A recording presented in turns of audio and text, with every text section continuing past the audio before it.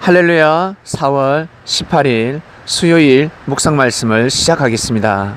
아바, 아버지. 예수님은 전지전능하시고 무소부지하신 창조주 하나님을 우리의 아버지라 하셨습니다. 우리의 아버지다.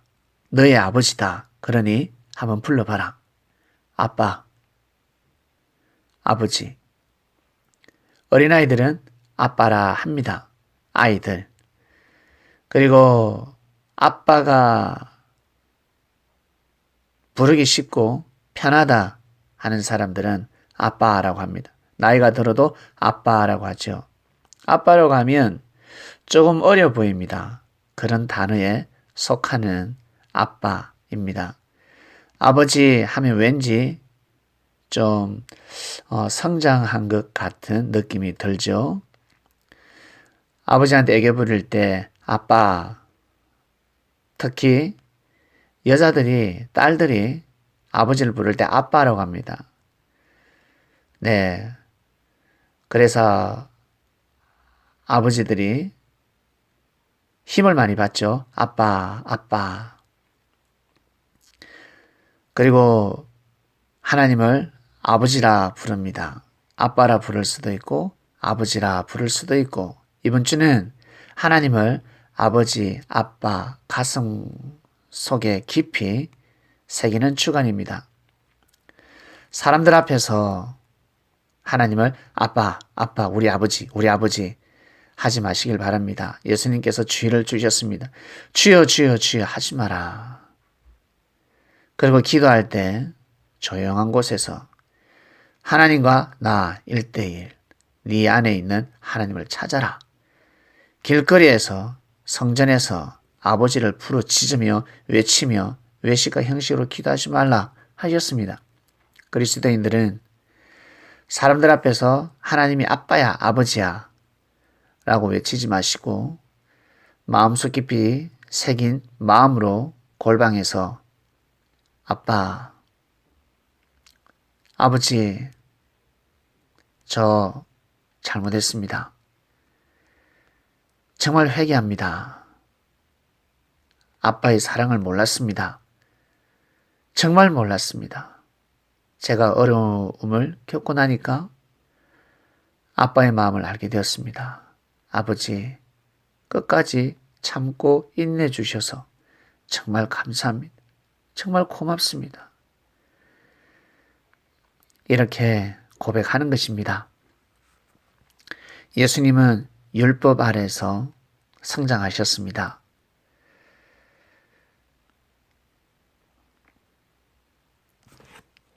한마디로 금수저가 아니라는 뜻입니다.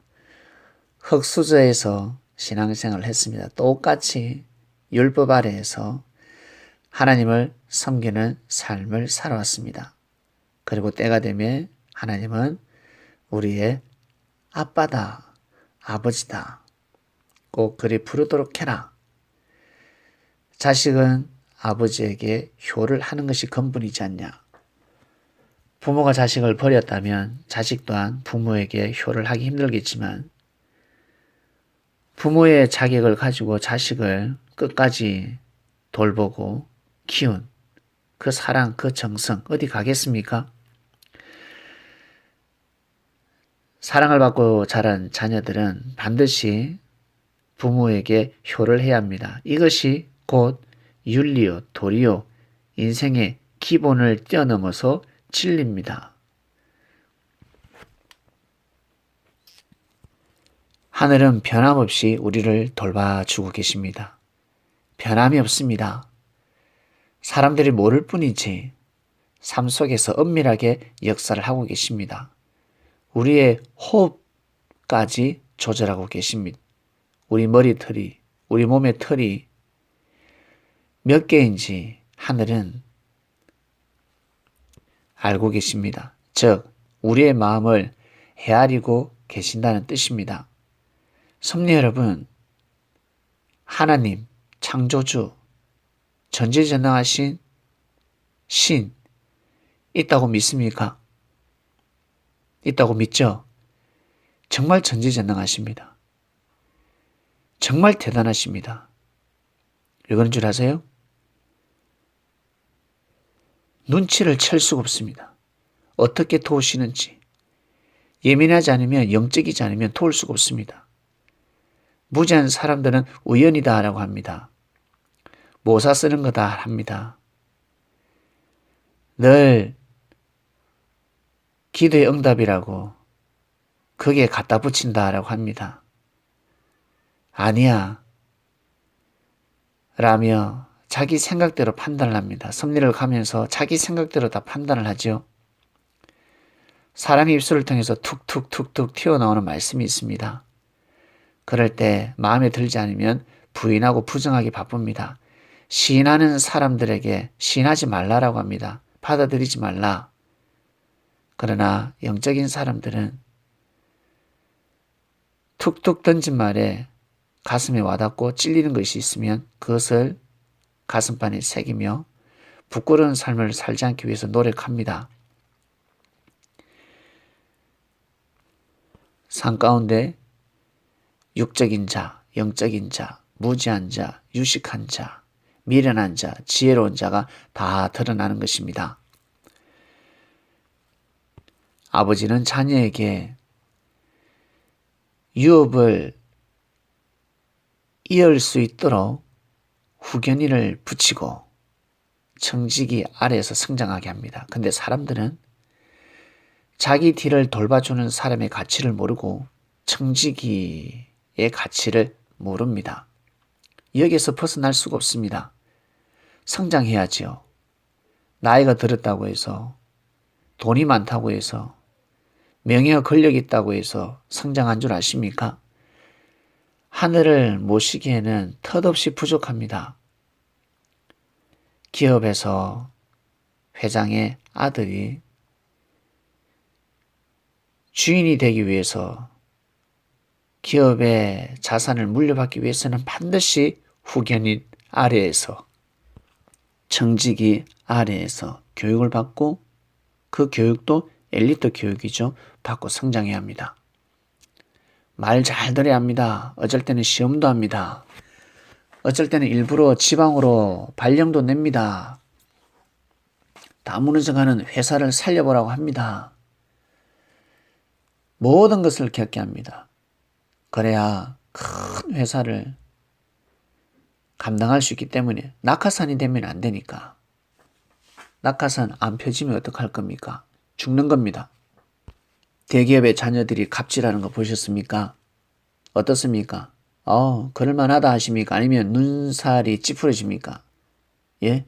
아버지와 같이 함께 회사를 일으킨 선배들, 이사들, 정말 대단한 사람들, 훌륭한 사람들, 눈물을 흘린 자들이 아니라 아버지와 같이 피땀을 흘린 자들입니다. 동고동락한 자입니다. 추울 때 같이 떨고, 더울 때 같이 땀을 흘리고, 눈물을 흘릴 때 같이 눈물을 흘리고, 피를 흘릴 때 같이 피를 흘린 자들입니다. 그런데 자녀라고 해서 그런 사람들에게 갑질을 한다. 이것은 도리가 아니죠. 그런 사람은 유업을 이을 자격이 없는 사람입니다. 부모는 눈을 똑바로 떠야 합니다. 그런 사람에게 회사를, 대기업, 중소기업, 정치, 경제, 학문, 모든 분야에 있어서 상속자로 인정을 하면 큰일 납니다. 망하게 되는 겁니다. 그래서 부자는 3대 가지 못한다라는 말씀이 있습니다. 육적으로 선택하기 때문에 그렇습니다. 대기업을 유업으로 이을 자, 어떤 마음을 가져야 되겠습니까? 정말 가치를 알고 겸손하며 낮아지는 자, 밑바닥에서부터 후견인으로부터 청지기로부터 배움을 통해서 성장하는 사람이 되어야 되지 않겠습니까? 그리고 회사, 회사원들을 귀하게 여겨야 되지 않겠습니까? 섭리가 그러합니다. 섭리에서 하늘의 축복을 받고자 한다면 어떠한 마음을 가지고 살아가야 되겠습니까? 아버지로부터 축복을 받으려면 어떠한 마음을 가져야 되겠습니까? 축복을 받으면 받을수록 어떠한 마음을 가져야 되겠습니까? 그리고 형제가 실수를 했습니다. 잘못을 했습니다. 어떻게 처신을 해야 되며 어떻게 처리를 해야 되겠습니까? 갑질한다는 소리를 듣게 되면 아버지의 축복은 문이 닫혀버립니다. 형제가 실수를 하고 잘못을 했을 때 지혜롭게 대처를 해야 합니다. 죄를 물어야 합니다. 생명을 심판할 수 없는 것입니다. 죄를 미워야 합니다. 생명을 미워하는 순간 아버지께서는 축복을 거두어 가는 것입니다. 심판은 하늘 앞에 맡겨야 된다라는 뜻입니다. 그래야 대기업을 유업으로 물려받을 수가 있습니다. 많은 사람들이 박수를 치는 겁니다. 회장도 자녀를 볼 줄 아는데 하늘이 섭리를 보지 못하겠습니까? 이 지구촌의 모든 사람을 보고 있지 않겠습니까? 고르고 골라서 기름을 붓습니다. 그리고 섭리를 지킬 자들을 불러 모읍니다. 먼저 온 자들은 어떤 마음을 가져야 되겠습니까? 하나님의 섭리를 지키고자 한다면 어떤 마음을 가져야 되겠습니까? 아버지의 축복을 이어받으려면, 감당하려면 어떠한 마음을 가지고 가야 되겠습니까?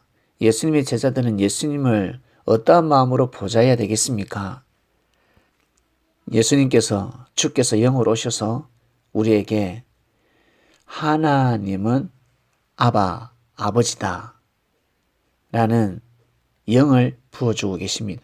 이 말씀을 잘 받아서 이번 한 주간 하늘나라의 축복, 유업을 이을 자들이 되시기를 주님의 이름으로 축원드립니다. 하나님 아버지 감사합니다. 아바 아버지 말씀이 이어지고 있습니다. 네,